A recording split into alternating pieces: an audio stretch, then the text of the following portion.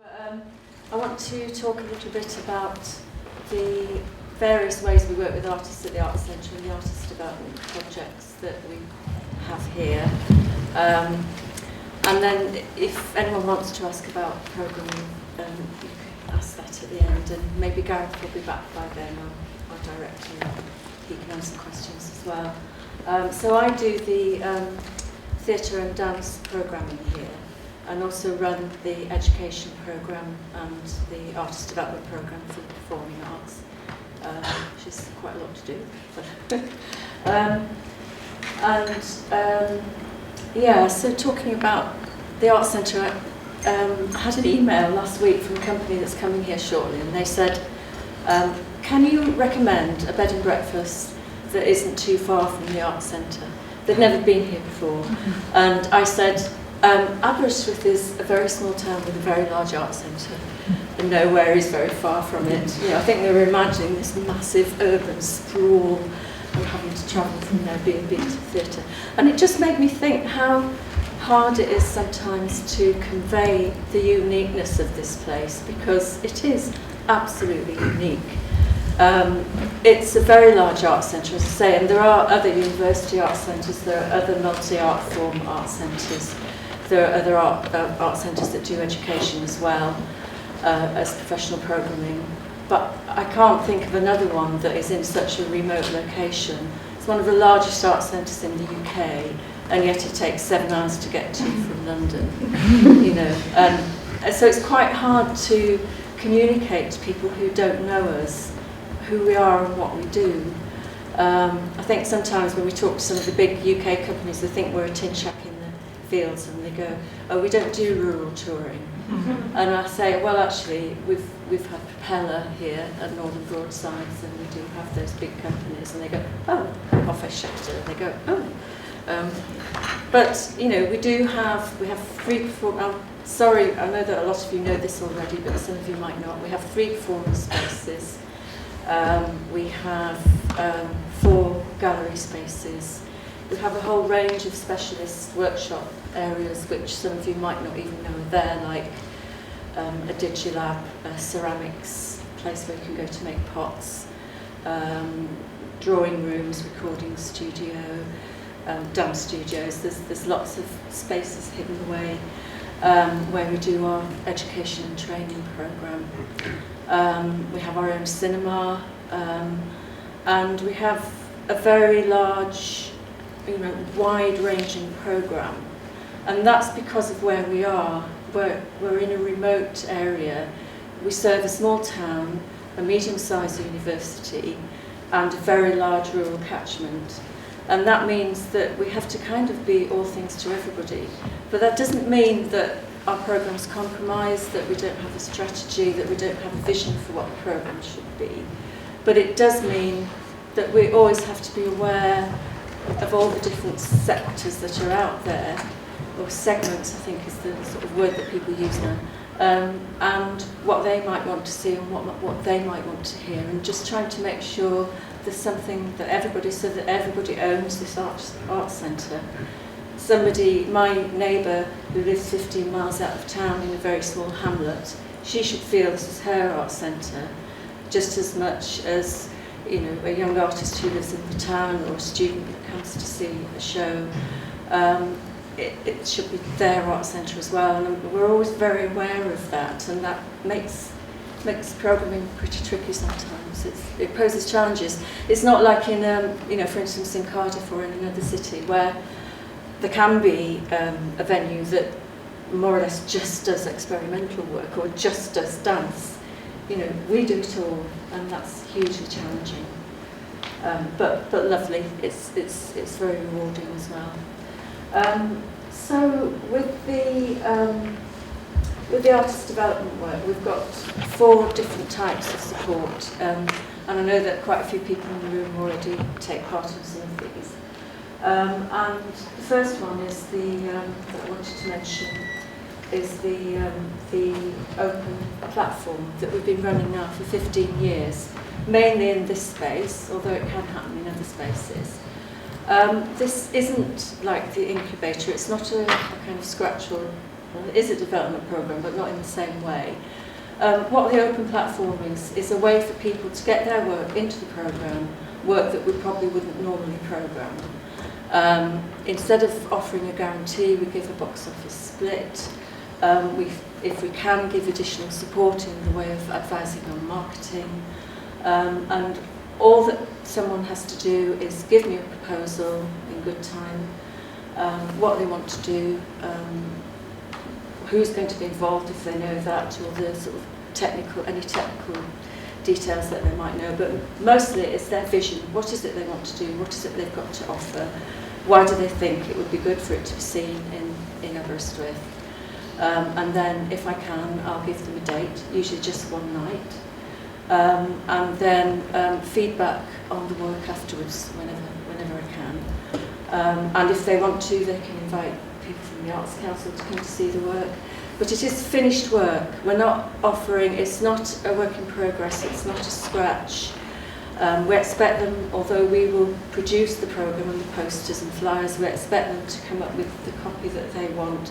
So for Open Platform, you have to have a kind of product that you know you're going to be able to realise, and then we will include it in our season brochure and website, just like any other professional work.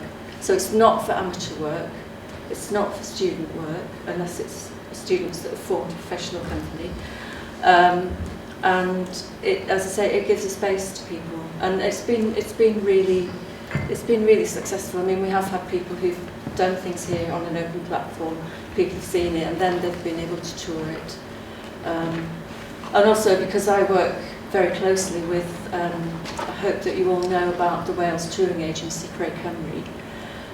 We have a drama consortium of which I'm the chair, and all the programmes in Wales virtually meet 4 times a year, and we talk about work, we talk about what we've seen, we talk about what we need, we talk about what we've liked and not liked. We've talked about highlights that we've had on our programme, things that we've got coming up. And so people like me, if I've had a company in the open platform, I can then take it to the drama consortium, which I have done with some people here, and say, I really liked this work, they want to tour it, I would really recommend it. And that gives people a way forward, so you're not just showing the work in Aberystwyth, that can go further than that. So that's the open platform, and there's no form, there's no kind of dates other than be aware that we might be coming up to the next season brochure. It is just come to me with an idea, just drop me an email, come to me with an idea. And then I'll send you sort of details of how it works and what you'll get out of it and what we'll provide. We provide the technical support and the marketing support and everything that you need to get your show shown. And it's for drama, dance, small-scale dance, obviously, if it's in this space, literature, and sometimes we'll do acoustic music as well as part of that programme. Then the next type of support that we provide here, and this again has been for a few years now, is associate artists. And I should have said at the beginning that all the artist development work, well, most of it that we do here, isn't funded. We haven't had funding from a trust or foundation to work with artists and to provide artist development. We do it because we think it's important, and it's something that we think a place like this should be offering, and because we feel passionate about supporting artists and supporting new work. So we kind of do it on top of all our existing work, but we do it because it's important.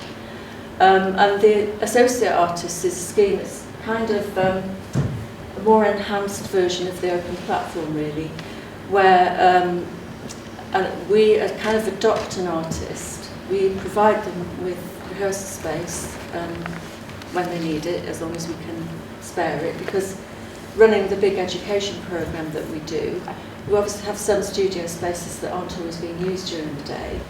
So we work with associates, we offer them rehearsal space, we offer them help with Arts Council applications, we can sometimes help produce their tour, put them in touch with other presenters who might want their work. We can offer a third eye on the work, sitting on rehearsals or workshop sessions. Sometimes they won't want to work for a performance, so we'll just offer them space and time to do work in progress and invite people.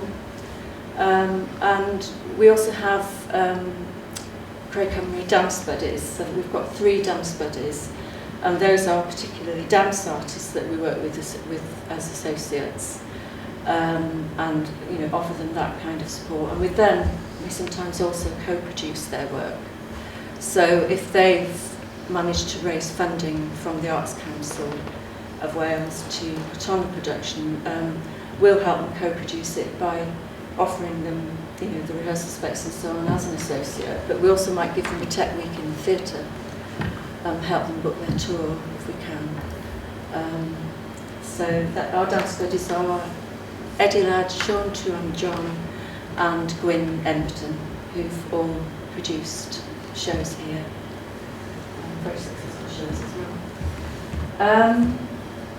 Then we have a whole series, the third thing is a whole series of professional development projects that we can offer, and sometimes those are just when we can get the funding to do them.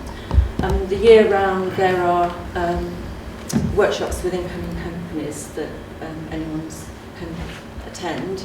Normally there's a charge for those, but that's because the company is charging, it's not because we're charging. So there's all sorts of opportunities to work with companies that are visiting us. And then sometimes we put on training, professional development programs of our own.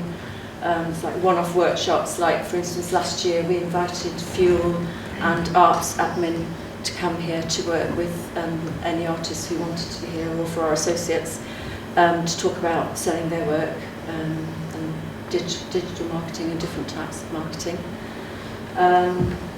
And then we've also done, when we've managed to have the funding for it, we've done more intensive professional development projects where we've had funding to put together, if you like, and this is for people that possibly earlier in their careers than you are, but we've had funding to put together what we would call an apprentice company who've worked with the professional team, the director, a designer, and so on, and technical manager, to actually produce a piece of work, which is then being performed here and sometimes in Cardiff or Swansea as well. So we've auditioned and interviewed for those people. It's been an open call. They've made a kind of instant company, produced a piece of work with a guest director, but as part of that process, they're obliged to attend what we call the Business Matters module, where they have at the end of each day, they have a 2 to 4 hour session on business, the various business skills that they need to set up a company. And this goes on for anything between 3 to 6 weeks, depending on the funding that we've got. And on that Business Matters module, we have young companies come in from all over the UK to come to talk about how they've set up their business. We have producers in, and you now all know who a producer is and what they do. And we have tax advisors. We have any information that those young artists might need to set up their own theatre company. We give them those business tools that they're going to need. And then, of course, they also get to do performance. So I think artists are so passionate about their work. I don't know if you found this, but sometimes it's quite hard. I mean, you're all here today, and that's really impressive. Sometimes it's quite hard when people are passionate about just producing their work to sort of help them understand that there are different skills that they'll need, that they need to think about who the work's for, they have to think about what the audience needs and wants, think about where their work might be doing and what tools they need to do that. They just want to produce their work. So we found that these intensive projects were a really good way of doing that, because they weren't allowed to just come and do the artistic bit, they had to do the business training as well. So whether or not in the future we'll be able to get funding to do those again, I don't know, but they've been really brilliant. We did one for dance, apprentice dance company, which we did with what was then Diversions, and we've done 2 theatre ones, and yeah, they've been really successful. And then finally, the sort of fourth string of artist work that is much more recent is residencies. And again, that depends on getting external funding. And that means that an artist can apply to be here and we'll give them a space and some seed funding. And that might be to work with the community. For instance, last year we had a writer in residence, and we managed to get some funding for them to be resident here. And they did writing workshops with lots of different groups in the community. But we've just advertised for what we call digital residences. And those artists can be from any art form, and they're coming here for 3 weeks to develop a piece of work, which might be a work in progress or might be a finished work. And because we've got funding for this, we're able to offer them a little bit of seed funding. And what we're providing them with is some specialists in digital technology. So if they've got a piece of work they want to develop, which they've got big ideas about how they might use digital technology in it, this project will give them the skills and the equipment to help them realise that vision. So that's going to be happening at the end of April, beginning of May. So there will be a work in progress at the end of that, or might be some finished works. So it'd be great if you will try and invite you all to come and see that. I haven't said anything much about programming because I think that it would be good if you just maybe if you've got any questions about programming or about the professional development work, we can do that. But as I said at the beginning, you know, our programme is very broad, but we are very passionate about high quality work, and that doesn't mean high quality just for like the big well-established companies. High quality can be at any stage in an artist's career, and I think it's really important that you all and other artists out there realise that we are open to ideas. You know, all these schemes that I've talked about are open, and so you know we're not very, you know, we're not a theatre that knows exactly what we want and that's it. We don't want to listen to anybody. Gareth and I, Gareth is sitting over there, are always we're open to ideas. And you know, right at the beginning when I first started working here, I think what I realised was that this has always been a can-do organisation.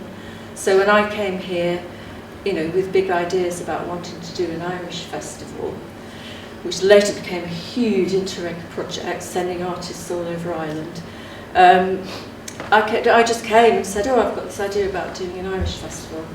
And I was just told, you raise the money, you can do it. And I think that's what the Arts Centre's about. It's about listening to people and helping people realise their ideas.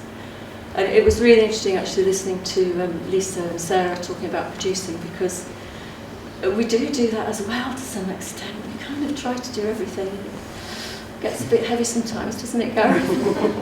But you know, we do when we get project funding to produce our own shows, produce and tour our own shows.